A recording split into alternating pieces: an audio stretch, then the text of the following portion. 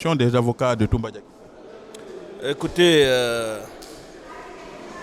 le contre-interrogatoire de M. Cécile Raphaël Haba n'a fait que contribuer à démonter toute cette construction mensongère faite par M.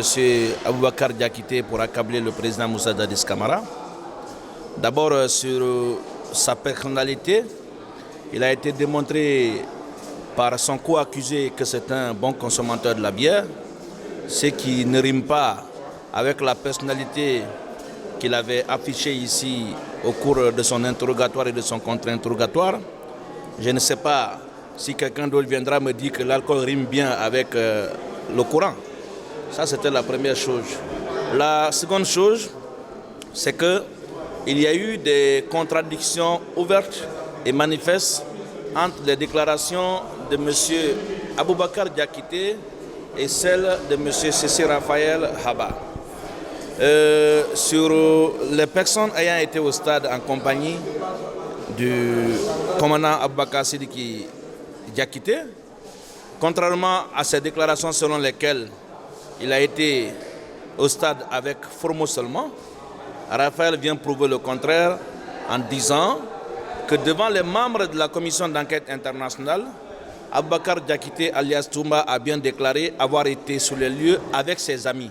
Et ses amis à Cécile Raphaël ne sont autres que ses amis militaires.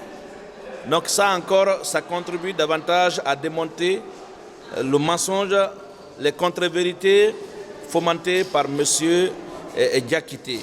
Et il y a aussi cette révélation qui va constituer, n'est-ce pas, un élément capital dans le déroulement de ce procès, c'est la production au débat de cette liste de 26 sous-officiers affectés alors par le commandant Aboubakar Diakité alias Toumba au sein du régiment.